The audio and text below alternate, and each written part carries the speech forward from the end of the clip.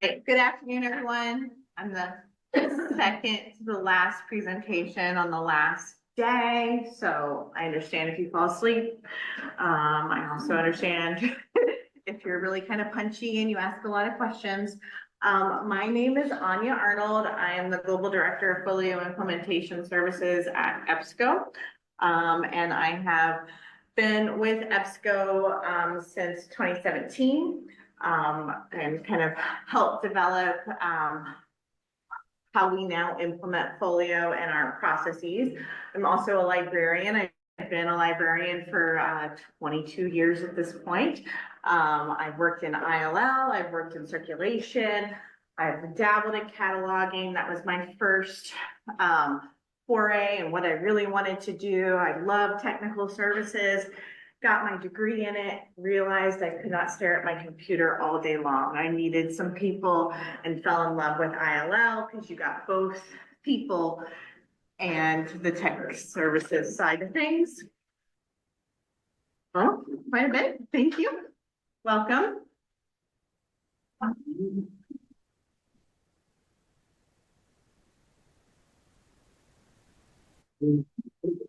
All right. So, and then, you know, I really kind of came to libraries because I have a social justice background, and social justice to me means kind of making sure that people have access to information when and where they need it. So if it's not cataloged, if it's not in a system that we all can use as a professional, then our end users, our patrons, will not be able to use it either. So we need to ensure that the system is well designed for the current technology, what we're all using now, and so that our patrons can also use it.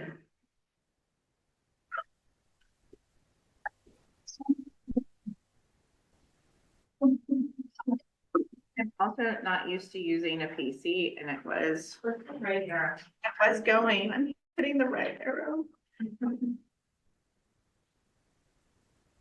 Go. Just not hitting it hard enough. All right, okay, so we're going to talk about, I've already introduced myself. We're going to talk a little bit about change management.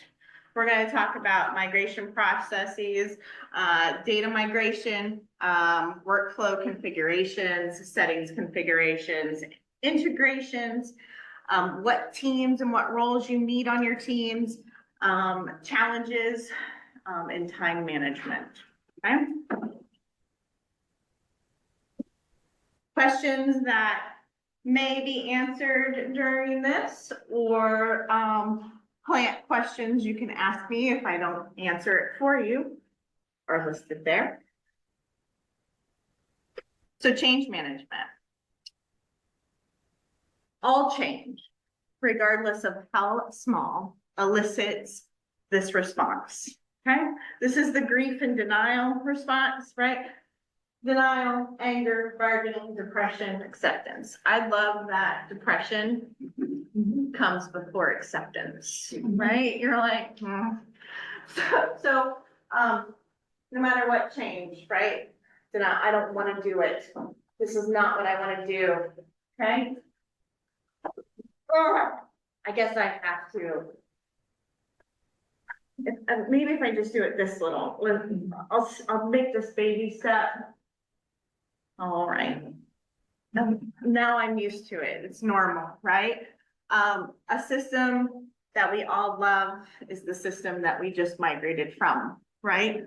I went from a Google phone, which I was complaining about my husband for years, and he got me an Apple phone, right? And then I'm like, what is this? I don't even understand what now I can't even work a PC as evidence. So I've accepted the Apple world. So an ILS change. So it very much mirrors the same thing, right? We choose a system. We're actually kind of excited. We finally chose a system, because that could be an arduous process as well, right? You're kind of going through the same thing. You kind of get familiar with it. then you start comparing the strengths of the old system to the weaknesses of the new system, right? I've used this graph for many years outside of my work with EBSCO as well. And at my other place of employment, we call this the trough of disillusionment. Right? So we start comparing, and then we start seeing some opportunities, some new issues that we didn't think we had to deal with. And then we're like, okay, I can do this. I'm accepting it. Here's some new procedures, and I'm going to optimize my data to do this new workflow. Okay. So at a library that's changing their ILS, every person, every department, and library on that campus, regardless, or even consortia, are going through this cycle. So managing this cycle is almost more important than managing the data, right? Because what makes it more accessible is the people, right? We're doing this change for the people. So we don't want to do it to the people. So an ILS affects everyone at the library. So we really need to make sure that we're addressing these needs of them. And each department, each person will be going through this at different times. Any questions? I love interruptions. Otherwise, I'll just ramble. Okay. All right. All right. So how can we navigate through all these changes?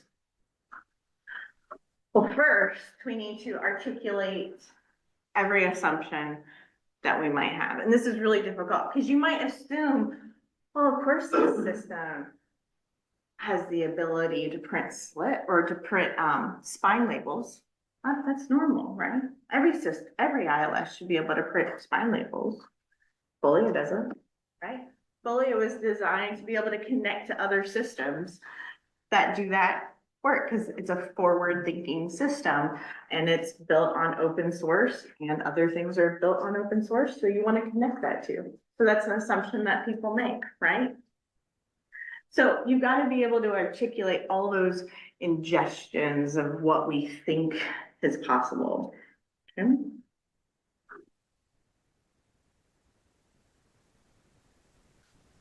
And also making sure that the leadership of your library has a clear vision.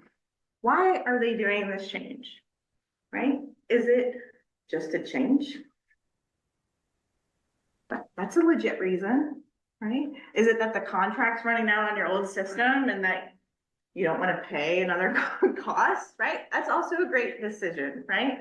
But everybody needs to be in alignment and know what that is. And when I say everybody, I mean the practitioner, maybe not the student worker, but anybody that's working in the system all the way up through management, because the people that are going to be doing the work of the migration are the practitioners. They're going to know your data. If they're not on board with this change, if they don't understand the vision of the leadership, they're going to fight against it. Why are they going to fight against it? It's human nature to fight against change. Okay? Nobody wants to change. Okay? Unless it's your own idea. Right? When it's your own idea, you're like, why doesn't anybody get this? It's a great idea. It's mine. Right?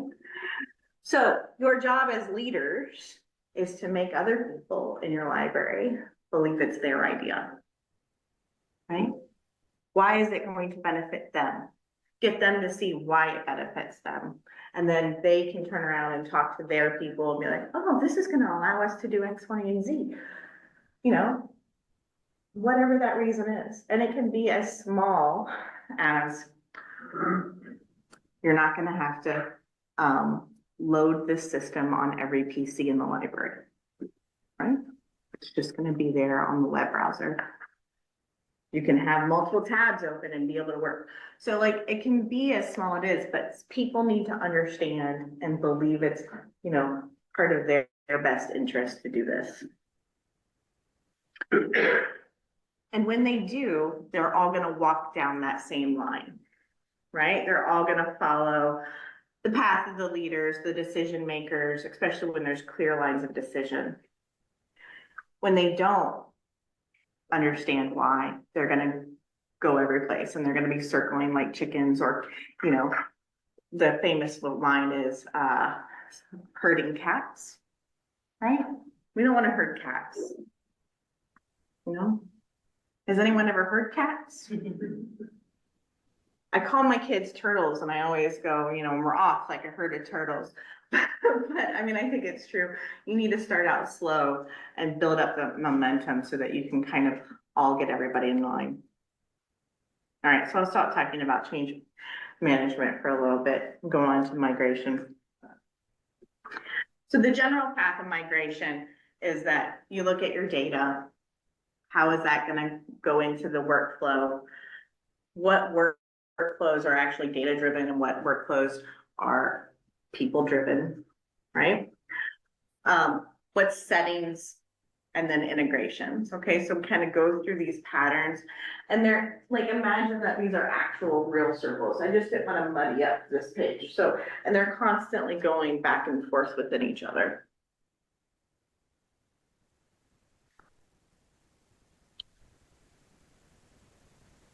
So, as you've heard lots of times, you extract your data from your ILS, you map it to, are you going to change it? Are you going to rewrite it? Are you going to have it the exact same wordage in FOLIO?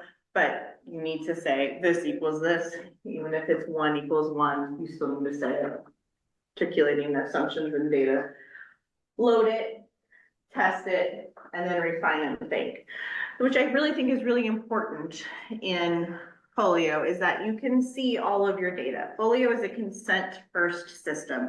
And when I say that, I mean FOLIO allows you to make every decision that on how your workflow is going to be, right? Which means you need to make all those decisions as well. People love choice, or they say they do, right? A lot of times we get, well, what's the best practice? What are other libraries doing? And I say, well, what do you want to do? What is your goal? As you're going through this, you really have to understand that FOLIO was designed as best practices and what people liked about their previous ILS and what they didn't like, okay? And so that they wanted choice. They didn't want to be confined by workflows that were designed by the previous system. So there is reference data, and then there's regular data. Reference and settings data, things in the settings that you can actually set. And then regular data is like your bibliographic records, your user records. We iterate, which means we're not going to make you say like, this is the only chance you get, right? Because sometimes you load the data, you've mapped it, and you're like, oh, that's not really what I meant for it to happen, right? That workflow that I was very keen on, that's not actually what it's doing. So let's relook at that and see why. So keep doing it. Having favorite records so that you can test is always fun. And then you do have to keep your maps up to date, right? Because if you don't, when you reload, nothing's going to change. When you're thinking about workflow, there are general workflow categories within FOLIO: acquisitions, collections, cataloging, discovery, circulation, e-resource management. Nothing's earth-shattering there, right? Everybody knows those areas of the library. Right? But there's different sources of where those workflows come from, right? So each library has its own written procedures and how they do their business and how they want to do their business. Each current ILS has been adapted to that library And when I say adapted, there's a lot of fields in the current ILS that you have that you've used for other reasons, right? Yeah, okay. So you've used like maybe a status field to mean, you know, and it's like a code 4. Oh, that goes to the bindery, and I just know a code 4 goes to the bindery. Well, you can actually have a location in FOLIO that means that. So you got to kind of know what that means. And then implicit institutional knowledge, right? So each library has its own culture. I was in a session earlier today, or not, earlier this week, oh, might have been today, about where a question was asked, if we all have the same system, why can't we all have the same workflows, right? Why can't we all have the same data maps? And everyone laughed in the room, right? Because we're all people, right? I like my dog, right? And I would say, I'm not really a dog person, but people get me, oh, you must love dogs. Here's my dog. Right? Here's, I'm like, oh, okay.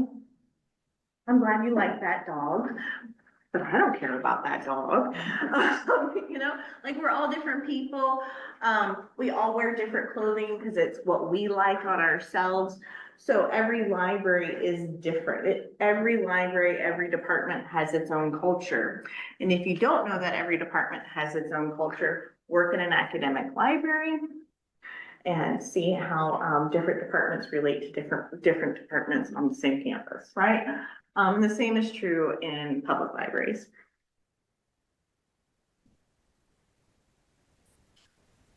Okay, so workflows with minimal decision making. It's less about a decision about how it will be done and more about more will it be done, who will do it, and how often will it be done. So think about those workflow processes, right? Who's going to do something? How often are they going to do it? And is it important? Right? So those are workflows with minimal decisions. But workflows with room for creativity, they have no predetermined best practice. Now, that's kind of a misnomer because every library has a best practice, even though they don't know it's best practice, because it's called their practice, right? What they do is what they want to do in the current system. I can't tell you how many times I've been told, well, this doesn't do this exactly the way Voyager does. Or, you know, the barcodes scanning button is in a weird place.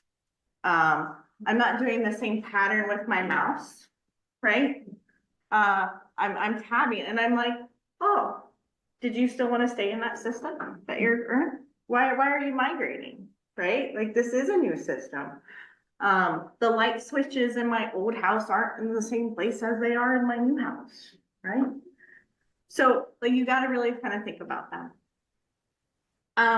They may differ from other folio libraries, right?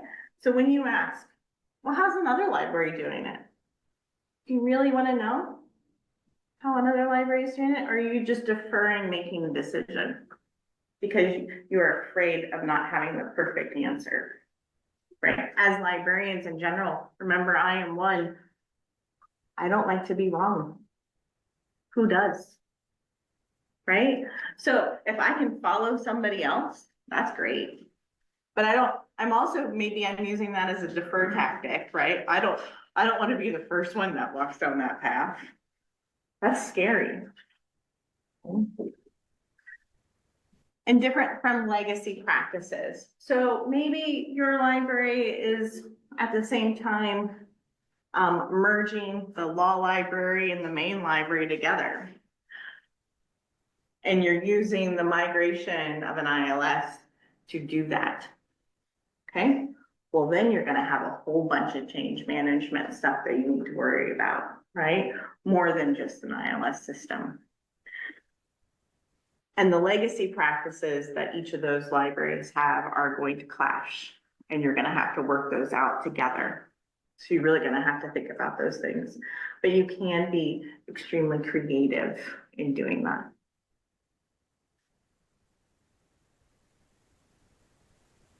Okay.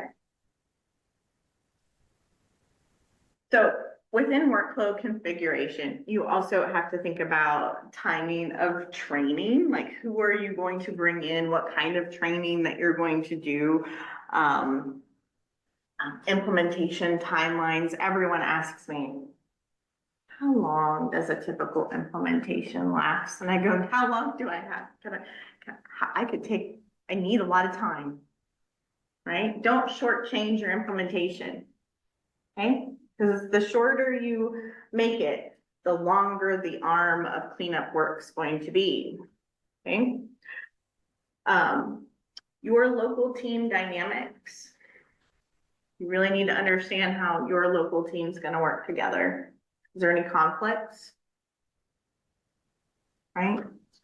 Does the project manager and the director get along? Is there, does the project manager have the authority to make decisions? So if they're saying, oh, we're gonna do it this way, and whoever you're working with implements them that way, and then the practitioners say, oh no, that's not the way we do it, there's gonna be a huge conflict and a big time delay. All right, so settings configuration, I'm gonna scare you a little bit, okay? So some concrete decisions. I remember, so I was, I would say like one of those hippie white witches that had my kids at home, right? So I did midwife, and they ask you, if your child's not breathing when it's born, do you want us to resuscitate? I'm like, well, yeah, duh, right? Like, no, legally, we have to ask, do you want this done? Do you want the vitamin K shot? Well, of course I do, right? Do all this stuff, save my life, right? But you have to consent to all of that. In FOLIO, the same thing. So in the settings app, it's over 200 plus individual settings that then grows, okay, as you go down. And for every app, for every new development that, you know, we're all excited for, the decisions grow. So you have to actively say, this is what I want to do, okay?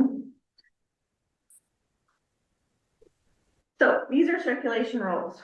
For those that don't know, each section of these have its own settings, okay? And then under each of these, like the lost item policy, there is a whole page of decisions that you need to make, okay? And then under that, there's even more. So to just kind of create one circulation rule, you have to think through what patron group, right? What patron group, faculty, you know, what type of loan type, what type of material types, what type of loan are we gonna do? Under the loan, you've gotta go, what's the calendar? Am I gonna allow grace period? Is it gonna be a rolling loan or a fixed loan? I can talk about what those all mean in later. You know, if I'm gonna allow holds, requests, or pages, what kind of notices are the patrons gonna get for the life cycle of that particular item? And then overdue fees and fines, and then lost item fees and fines. So all that to make up one rule, which is huge, right? How many loan rules do a typical library have? How many loan rules do you guys have? You know? No? Anyone? Well, I know that Cornell had over 300 lines or 600 circulation rules prior to going to FOLIO, and only about half of them were actually used, right? They were just legacy and they were abandoned. And then they got that down to about I think it was like 150 lines, right? But they use all of them now. What's great about this editor is that you can also make notes so that when the next person, like after retirement or, you know, job change, someone can follow your logic. So that's great. All right. When you first get Folio, it's blank. So where do you start? Right? I like to start in users or inventory and organizations, because I feel like those are the three apps that everything else is dependent on. Okay. And because everything else is dependent on those, you kind of know what the dependencies are. Okay, without users, staff don't have permissions. So without permissions, you can't do anything. Okay, without inventory, you cannot have circulation rules. And then you create your circulation rules, and now you have users and inventory, and then you can test circulation rules. So kind of going through that. When you're building your configurations and your settings, you really kind of build up in progress your system knowledge, okay? The goal is to empower the people to know how the system works, okay? So that they can say, we thought this was a good workflow, but we really want to change it later, right? Instead of just being stuck with it. It's really important to have the decisions live where the work lives. That way people also, it goes back to empowerment. When the decision lives where the work lives, workflow efficiency is there, right? And when people like what they do, they really care about what they do and they want to do a good job. Right? Integrations. I try to have people limit their integrations to what they absolutely need for day one, because it is a big enough job just to get your ILS running. So let's try to understand the minimum to get you going. What can you do without for a little bit? So you want to think about system capability. So these are some issues, you know, like, are those integrations, do you need to build apps? Do you need to talk to your IT people and build that connection? Third-party delays and lack of responsiveness can really throw a project off. But sometimes you have no, maybe you have, I know I'm working, I'm helping a library with a software that that software just does not want to work with Folio, and we've been going round and round, right? And just lack of staff bandwidth. This is real, right? How many hats are you wearing at your library?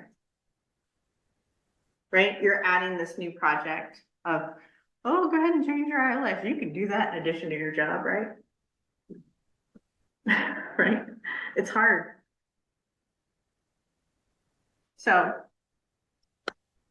can it be done for day one? Is what you need to think about. Prioritize the staffing, the timeline, and then, you know, what are other libraries living without? So these are the things that I think are most important. SSO, right? If you're using SSO for your front end, you need to have a good external system ID. Are you using SSO for your staff system? You don't have to use it for your portfolio, but are you going to?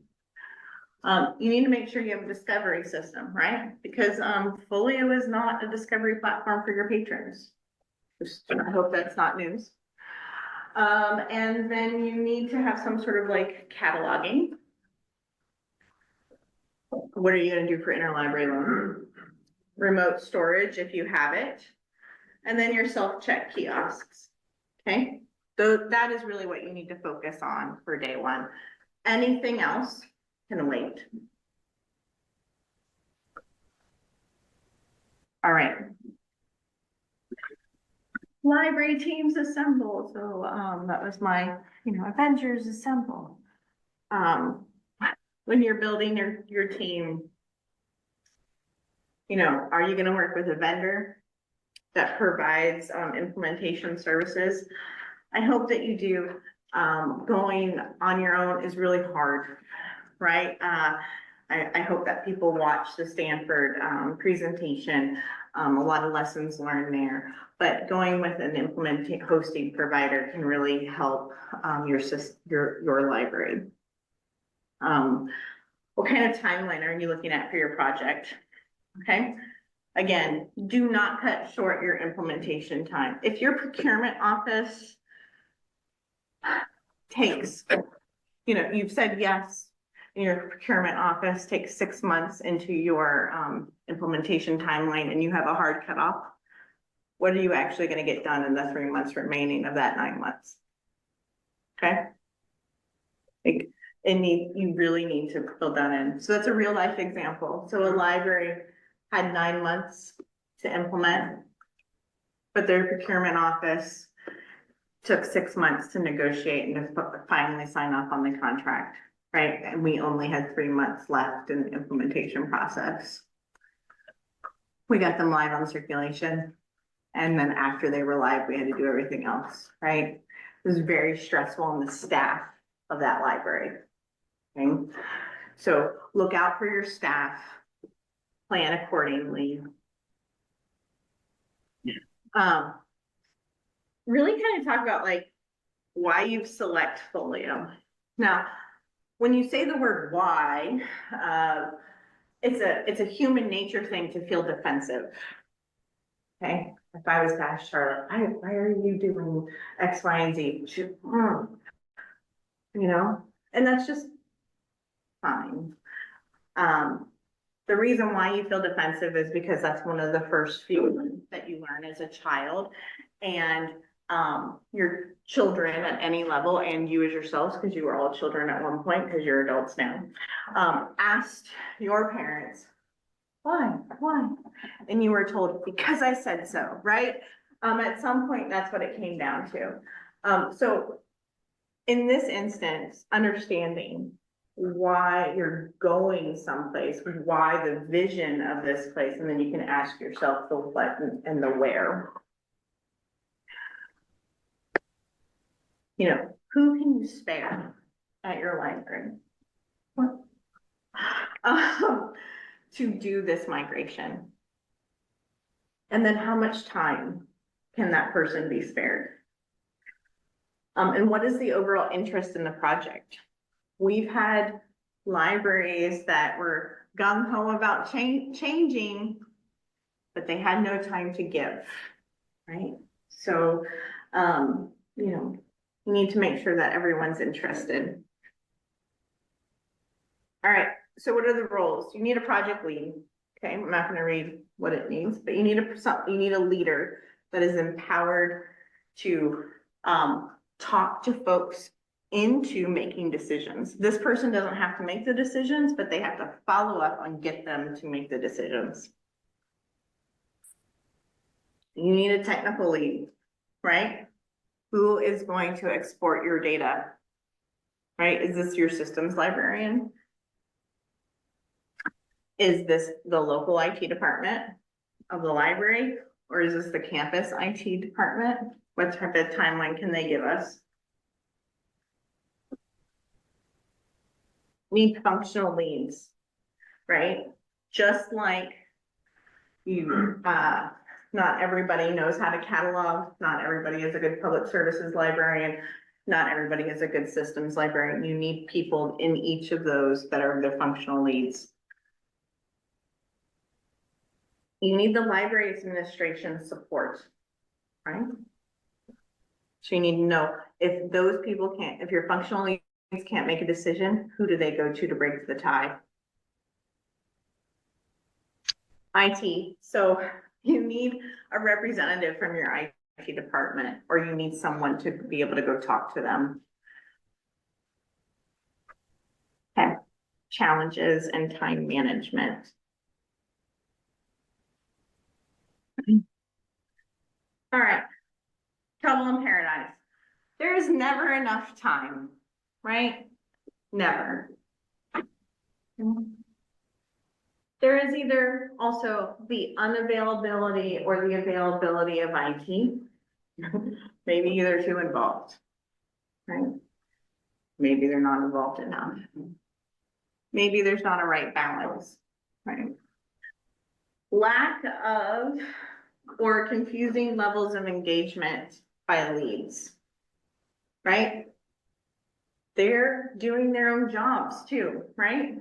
They're dealing with, you know, an event at the library. They have to manage schedules. They have to deal with people calling off and running the circulation desk, and they forget to do some tasks, right? Confusing level of engagement from administration, right? Yes, we want to give you the money for this project, but we also need you to do this and do strategic planning and, you know, also do your KPIs for why your library needs to exist and why you need print items. Do that in 5 minutes, right? Lack of engagement of functional areas. Maybe you have a department that just doesn't want to do it. What do? Right? So these are all troublesome things that you need to navigate. And all the while, the time keeps on ticking, right? It just keeps on rolling by, and you need to make decisions and you need to go. So understanding that we heard in one of the keynotes from Terrence, like, don't, again, you know, really understand your workflows, take that time for change management, don't shortchange your implementation. The longer you take on implementation, the less cleanup work you will have. And when I say cleanup work, I used to work for a library consortium in the Pacific Northwest that they migrated to their ILS in 2015, and they're still doing cleanup activities. Okay. Not good, but that's what it is. Okay. They were forced into making very quick decisions. I was one of those people that just made the quick decisions because we had no choice. We are only allowed to have one iteration, a test iteration and a go live iteration. There's a lot of stress to make the decision, make the right decision now, right? So with FOLIO, you can, because you can do it in an iterative fashion, you can kind of like slow down and go, okay, that's going to work for us. That's not going to work for us. Okay. So in conclusion, FOLIO migration, take your time, understand your own people, right? Make sure that you are being decisive on what you want to do, right? Do you just need to change systems for the sake of changing systems? Okay, let's keep everything the same, one-to-one as much as possible, but understand that the layout, the look and feel is going to be different, right? But we can keep all the words the same.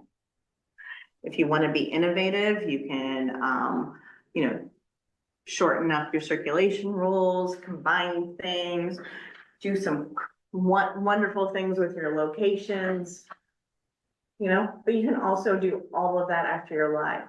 So what is really important? What is the goal of Go Live? All right, I'm gonna open it for questions. You guys are very lively. I'm gonna open the door too, because isn't anybody out like? Okay. Sure. So I was in Stanford's session today, where the SMEs presented, you know, for the different areas. But what I really liked was that they had this pre-migration, migration, and post-migration. Yeah. But also that it was known at migration time what they had decided to postpone for post-migration as task. Yes. And so they had worried about that it would be much, you know, more stressful first week, month Yeah. period. And but it the only channel that was spoiling was the circulation channel, because here we had the patrons, but for data cataloging and so then it was all calm, because it was well known what they were going to work on post-migration. Yes. And I really liked that 3 steps in it that you have upfront decide, it's a decision. Yes. I have these tasks in front of me, and that will take 3 months, half a year, 1 year, maybe longer. Right. To clean up. But of course, it shouldn't be the situation 9 years later. No. But yet I like the way they have this mental one. Mm-hmm. Thank you. Anything else?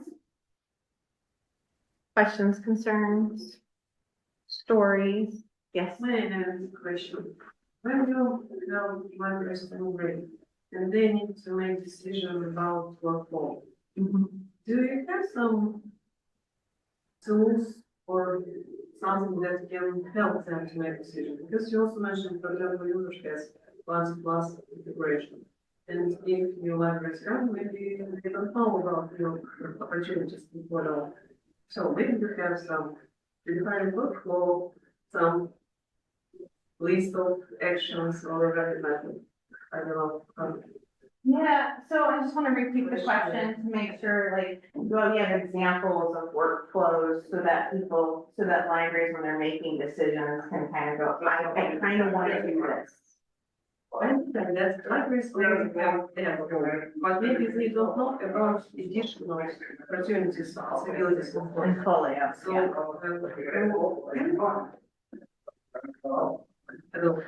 yeah. Yeah. Do you have something, please, we have this, you can mark this for your workflow. Yes. So what we start out is that we want the library to document their current workflow, right? Just their current. And then, as we go through folio, we'll say, okay, these are, in order to achieve this workflow, these are the things that you want to set, but do you want to change? And if they do want to change anything in that workflow, you want to know that. We have examples of how other libraries of the similar size and type have done it. Right now, libraries that are migrating now have the advantage of having libraries that have gone before. A few years ago, and it's not that long, Folio, 2019, September was our first library in Folio, so there was no workflows. So these pioneer libraries up until now, really had to make it up as they went. So, but now we have this bank of libraries that we can kind of pull from and ask them what their workflows are. Do they really, what do they like about them? What do they not like about them? How the training went, how the practitioners enjoy them or not, so that we can help out. Slack too is also another good place to put in, like, hey, has anybody done X? And once you've decided on a workflow, even if it's prior to live, you can change it relatively easily. And then you can change it slowly over time with your live. So you're not locked into that workflow,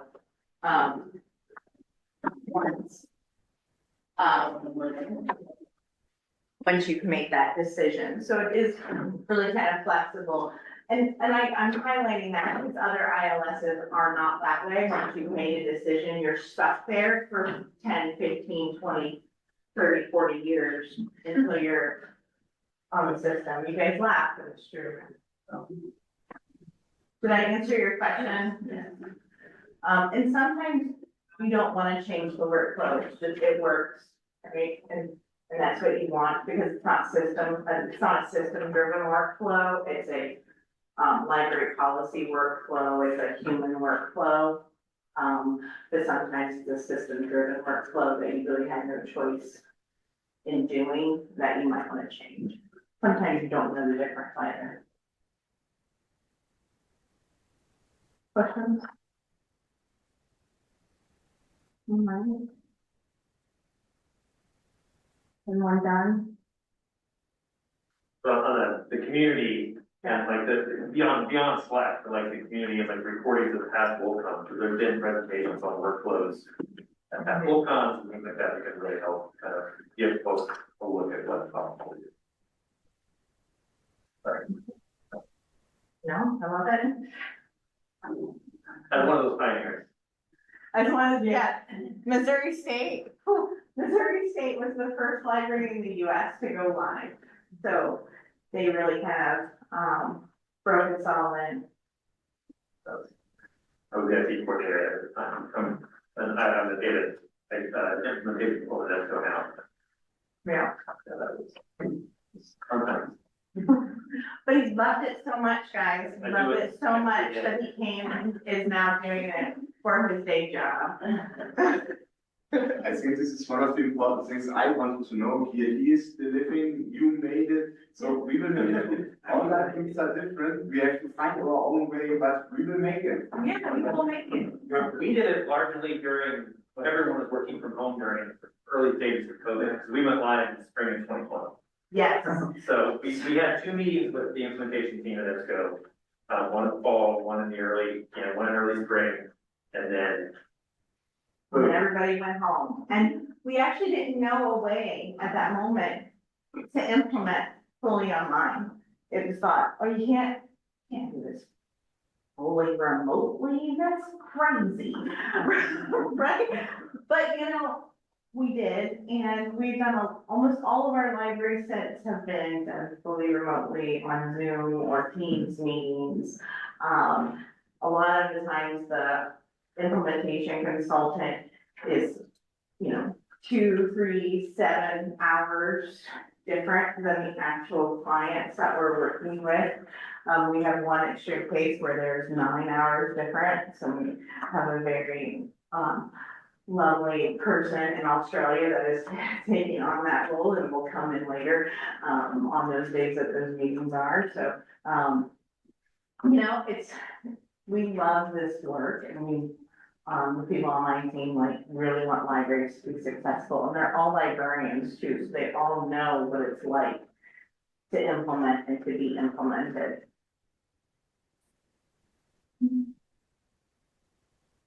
Questions?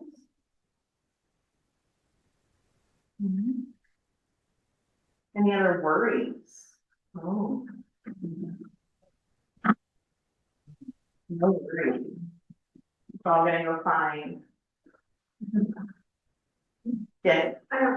What's the longest contract length? Longest and shortest, FOLIO link. Do you want longest and shortest successful? Okay. I think so successful. All right.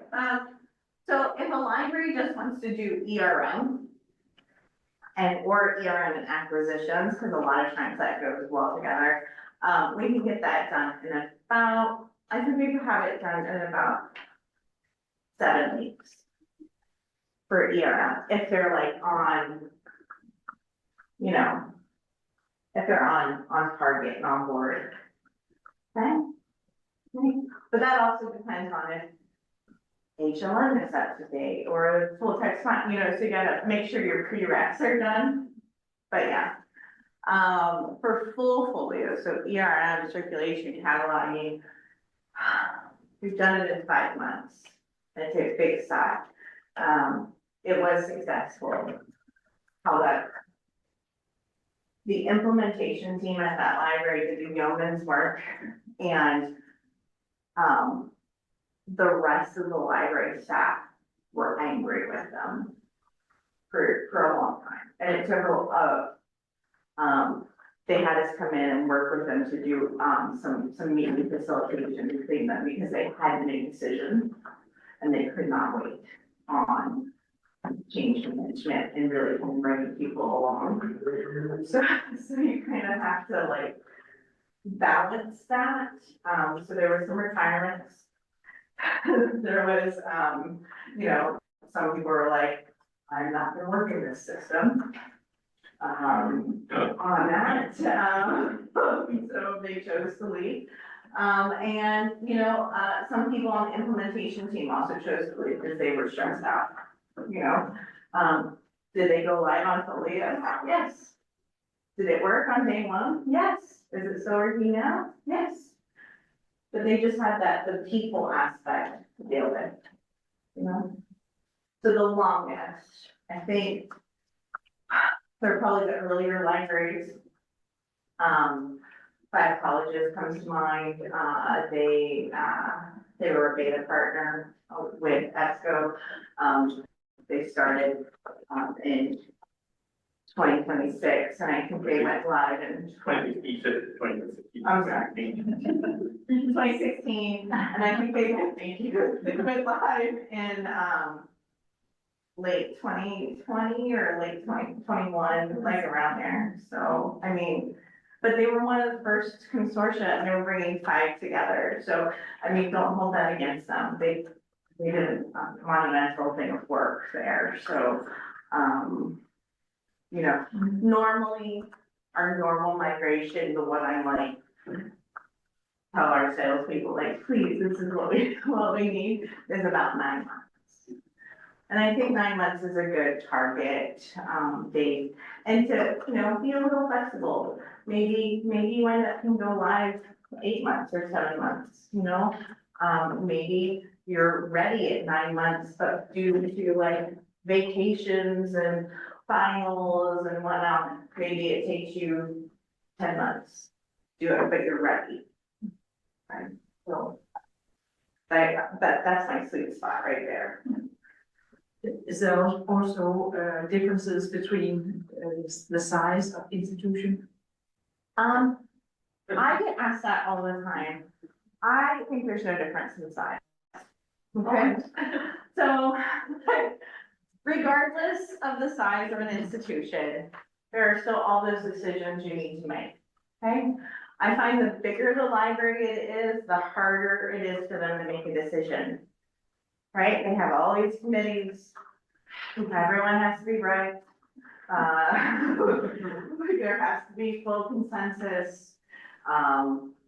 They're the hardest to work with, okay? Has nothing to do with their data or their, anything like that. The smallest libraries, there's like one person, okay? 1 or 2 people. They have to make all those same decisions. And it's great because they can make the decision. They have a final word. However, they have to run the library. So sometimes we're in meetings with them and they're working the front desk. They're also they're distracted, right? So maybe we need to do like 15-minute meetings with them. And so like mid-sized libraries, I kind of like working with the best because they know what it's like to be a small library. So there's many hats and they can float between and they can cover each other so that other people can focus, but same level of decisions. So I really don't find a difference in size. What's your favorite success story? Sorry. The favorite?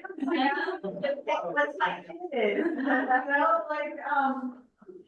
I have libraries that I have, I really miss, right? But I like seeing the light come on in the people's eyes that are working in the system. That's what motivates me to keep going. Sometimes now that I'm a director, I don't get that as much. So I have to dip down or I'm getting the light from my implementation teams like, oh, they got it, or they're gonna do this cool thing. So I miss that from my libraries, right? I was teary-eyed when we said goodbye to NLA. And I was teary-eyed when I said goodbye to Canterbury. But I also don't know if that was because it was late in my evening because I'm in the Pacific. And and the sun was setting and it was just a romantic time.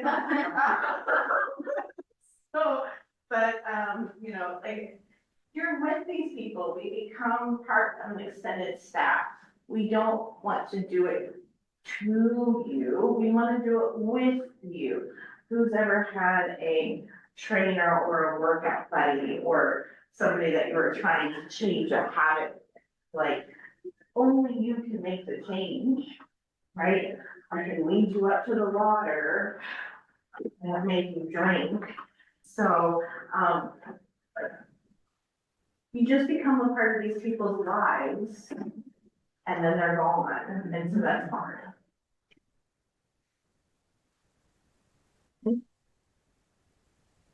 Right? As I become a part of your life in this very sweaty, hot room.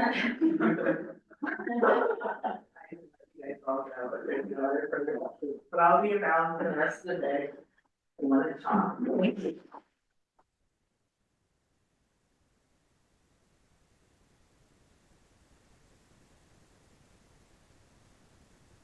I never asked the Zoom.